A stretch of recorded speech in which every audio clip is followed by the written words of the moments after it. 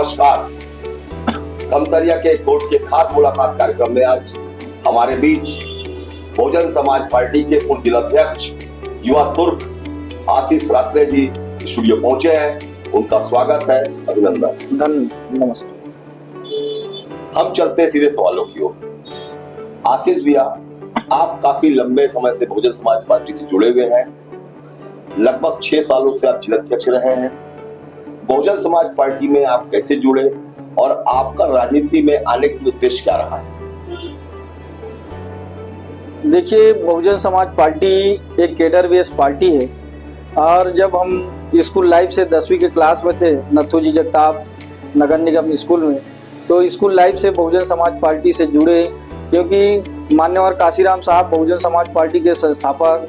धमतरी जिले का सौभाग्य है कि धमतरी के जोधापुर वार्ड में 3 बार हमारे वार्ड में आए थे, लेकिन हम आमने सामने कभी साहब को देखने का काम सौभाग्य से नहीं हुआ, क्योंकि उस समय हमारा जन्म नहीं होता और उस समय उतना हम लोग उम्र कम था। और क्योंकि कैडर बेस्ड पार्टी है और हमारे वार्ड में भी बहुजन समाज पार्टी के एक जनाधार है, रायपुर जिला था तब, आज भी जीवित है हमारे तत्कालिक उस समय के पार्षद सम्माननीय श्रीमती कंपीनाबाई वानखेड़ी जो एनपी गुप्ता के कार्यकाल में पार्षद थे, तो उन और सम्माननीय राजेंद्र साहू जी जो हमारे प्रदेश के पूर्व महासचिव थे, उनके कैडर से प्रभावित होकर जुड़े। और हमारे राजनीतिक गुरु थे पूर्व जिलाध्यक्ष सम्माननीय बद्री प्रसाद गंगवीर जी, तुलसीराम गहरवार जी के सानिध्य में रह के हम लोग आज बहुजन समाज पार्टी के इस मुकाम तक पहुंचे। आज के दिन जिले में बहुजन समाज पार्टी के कितने सदस्य हैं? बहुजन समाज पार्टी के जिले में सदस्यता अभियान हम लोग पिछले समय चालू किए हैं। लगभग 500 सक्रिय सदस्यता, हम लोग 200 रुपये के सदस्यता शुल्क कटवाते हैं, चाहे गरीब हो चाहे अमीर, एक समान सदस्यता अभियान चलता है जनवरी माह में। तो हम लोग लगभग 500 सक्रिय सदस्य के रूप में हम लोग जिले में सदस्यता अभियान चलाए हैं और हम सदस्य बने बहुजन समाज। पिछले विधानसभा चुनाव में भी आपने दावेदारी किया था, लेकिन गठबंधन के चलते बहुजन समाज पार्टी धमतरी विधानसभा चुनाव नहीं लड़ पाई थी। इस बार विधानसभा चुनाव को लेकर आपकी मजबूत दावेदारी है, क्या इस बार आप धमतरी विधानसभा चुनाव लड़ेंगे? बहुजन समाज पार्टी से पिछले समय भी हम लोग दावेदारी किए थे, तो उस समय गठबंधन की वजह से धमतरी सीट और हम लोग छोड़ दिए थे और कुरुद विधानसभा वहाँ से सम्मानी साहू जी लड़े थे। लेकिन इस समय धमतरी और कुरुद बहुजन समाज पार्टी को मिला है, गोरवाना गणतंत्र पार्टी सिहावा से लड़ रहे हैं। तो अगर बहुजन समाज पार्टी में हमको हमारी नेता बहन कुमारी मायावती जी, पार्टी के नेता लोग हमको टिकट देते हैं बहुजन समाज पार्टी से, तो निश्चित ही बहुजन समाज पार्टी का ग्राफ बढ़ेगा। और इतना उलटफेर करने की क्षमता है कि मान्यवर काशीराम साहब कहते थे कि बहुजन समाज पार्टी पहले हारने के लिए लड़ेंगे और उसके बाद दूसरा चुनाव हम लोग हमारे वजह से हम किसी दूसरे को हराने का काम करेंगे और तीसरा चुनाव बहुजन समाज पार्टी जीतने के लिए लड़ेंगे। देखा जा रहा है कि बहुजन समाज पार्टी का जो वोट बैंक है, जैसे छत्तीसगढ़ हो या मध्य प्रदेश हो या बाकी स्टेट में, उनका वोट बैंक लगातार खिसकता जा रहा है। यूपी चुनाव में आप देख लीजिए, छत्तीसगढ़ में भी देख लीजिए, जो बहुजन समाज पार्टी के 3-3, 4-4, 5 विधायक होते थे, वो विधायक की संख्या लगभग सिमटते जा रही है। इसको लेके आप क्या कहना चाहते हैं? क्यों ऐसा हो रहा है? क्यों पार्टी में पार्टी जनाधार कम हो रहा है जनता के बीच में? देखिए, बहुजन समाज पार्टी संतों गुरुओं महापुरुषों की पार्टी है और इसमें खासकर गरीब तबका, जो गरीब है, पिछड़े हैं, जिसको राजनीति से पिछाड़े गए समाज हैं, जिनका राजनीति में पूछ परख नहीं, ऐसे लोगों को लेकर चलते हैं बहुजन समाज पार्टी। और जो लोग गुमराह हो जाते हैं बहुजन समाज पार्टी के बारे में, आप लोग पिछले से मीडिया के माध्यम से देखो कि बहुजन समाज जब संतों गुरुओं महापुरुषों का उत्तर प्रदेश में डॉक्टर भीमराव अंबेडकर पार्क, लगातार 2-3 पार्क बड़े बड़े बनाए। आज वही पार्क में आप एक फिल्म की, एक गाने की शूटिंग के लिए 10 करोड़ रुपया उसको सरकार के राजस्व में आने का काम करें, वो भी दलदली क्षेत्र में, गैर उपजाऊ क्षेत्र में बहन मायावती जी पार्क बनाए।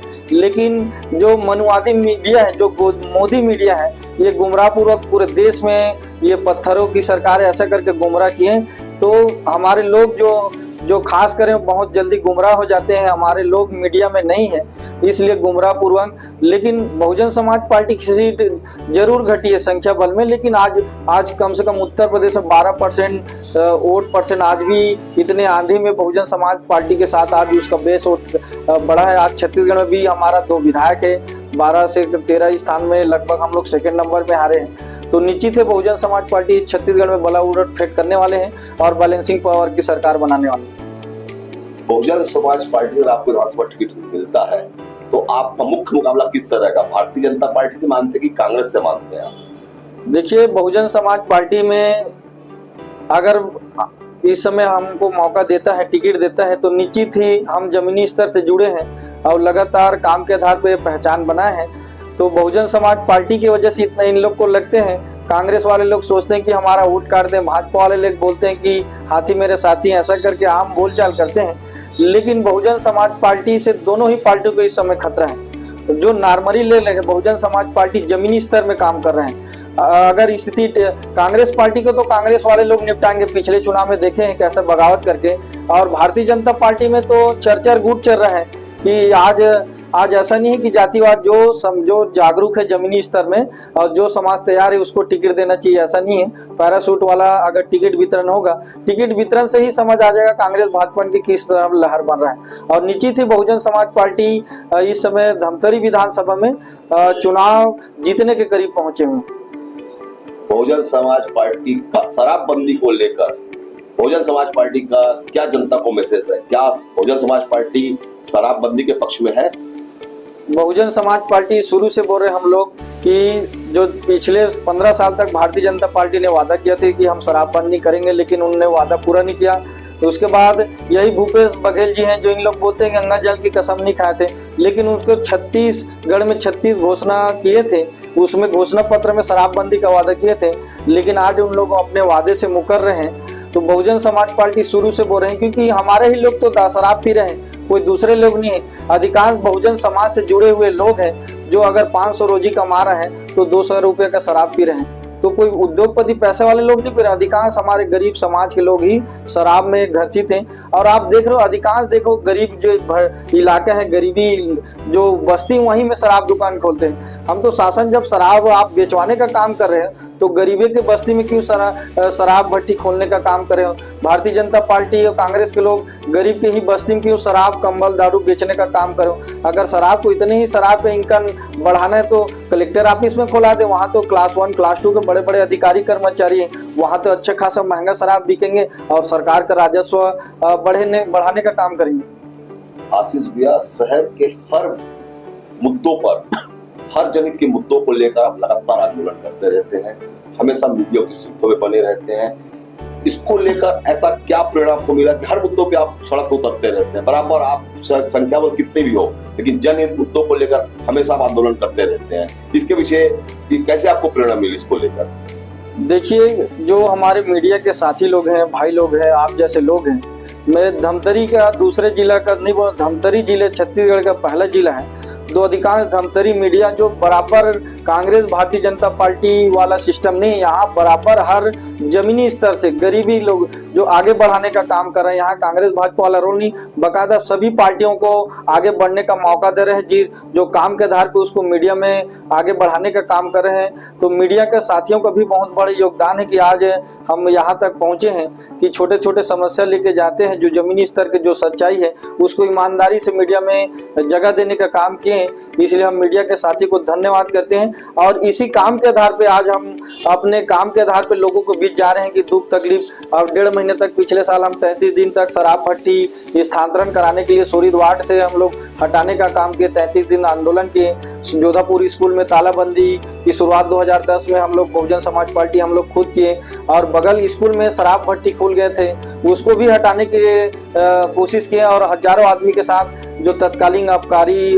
विभाग के आयुक्त था केसर पात्र, उसके चेंबर में घुसने का काम किए। तो 24 घंटे अंदर शराब दुकान को हटाने का काम किया। इसलिए तमाम छोटे छोटे जनहित के मुद्दा है, राशन कार्ड, आधार कार्ड, छोटे छोटे समस्या को लेकर हम दिन में 2, 3, 4 समस्या तो निपटाते हैं। समस्या निपटाने के बाद पार्टी का काम को आगे बढ़ाने का काम करते हैं।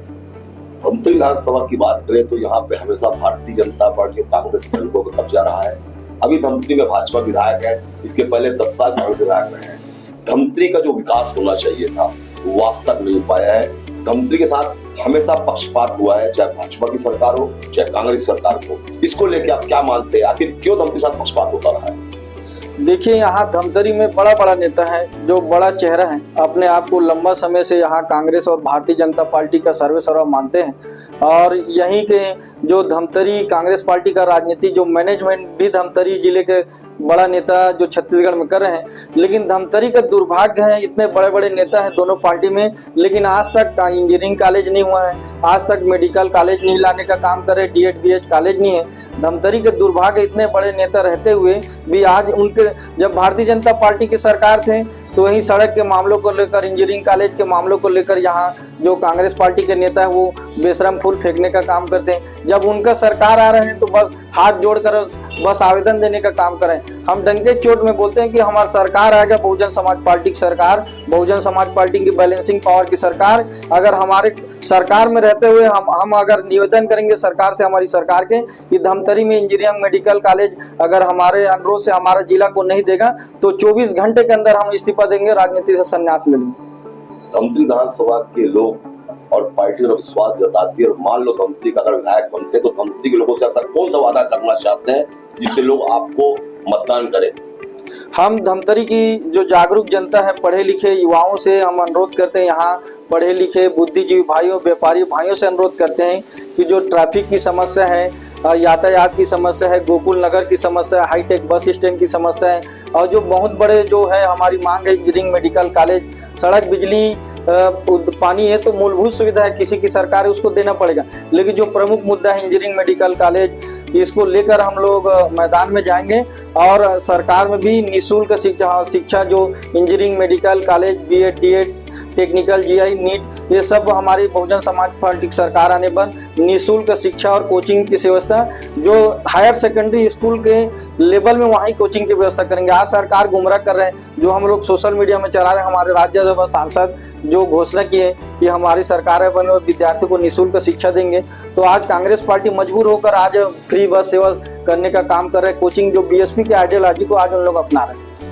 आशीष भैया, मेरा आखिरी सवाल, अभी धमतरी से रायपुर 4 लेन सड़क बन रहा है, सड़क बनने के पहले ही भ्रष्टाचार की भेंट चढ़ता दिख रहा है, लगभग 500 करोड़ की लागत से सड़क बन रहा है, उस सड़क को लेकर आपका क्या कहना है? ये धमतरी के दुर्भाग्य है कि अभी धमतरी 4 लेन सड़क का उद्घाटन नहीं हुआ है, लेकिन हम देख रहे हैं इस पार्ट में जा रहे हैं कि आज सड़क में बड़ा बड़ा वो दरार आ रहे हैं। लेकिन किसी भी नेता को ये इतना समय नहीं है कि इतना, सिर्फ कमीशन का खेल हो गया है कि कमीशन हमको कैसा मिला जाए, चुनाव के लिए कैसा फंडिंग किया जाए, इसी में व्यस्त है। इसलिए अपनी आकाओं को खुश करने के लिए किसी भी कांग्रेस भारतीय जनता पार्टी के नेता सड़क में जो बड़ा बड़ा दरार है, वो जो 4 लेन में जो भारी भ्रष्टाचार है, उसके खिलाफ मुंह खोलने का काम नहीं कर रहे हैं। इसको लेके बहुजन समाज पार्टी ने अभी तक कोई आंदोलन नहीं किया है, इसको लेके क्या बहुजन समाज पार्टी भविष्य कोई आंदोलन करेगी? बहुजन समाज पार्टी निश्चित ही बहुत जल्द ये जो 4 लेन में वो जो भ्रष्टाचार को लेकर हम लोग आंदोलन करेंगे, ज्ञापन सौंपेंगे, और बहुजन समाज पार्टी की सरकार आएगी छत्तीसगढ़ में 2023 में, तो निश्चित ही जो घोटाला किए हैं, जो अधिकारी, संबंधित अधिकारी और जो विभाग के मंत्री, उसके खिलाफ भी जांच कर उसको जेल में भेजने का काम करेंगे। धमतरिया के गुट के खास मुलाकात कार्यक्रम में आज हमारे बीच बहुजन समाज पार्टी के नेता आशीष रात्रे पहुंचे थे। अगले बार एक नए मेहमान के साथ फिर आपसे मुलाकात होगी, तब तक के लिए नमस्कार।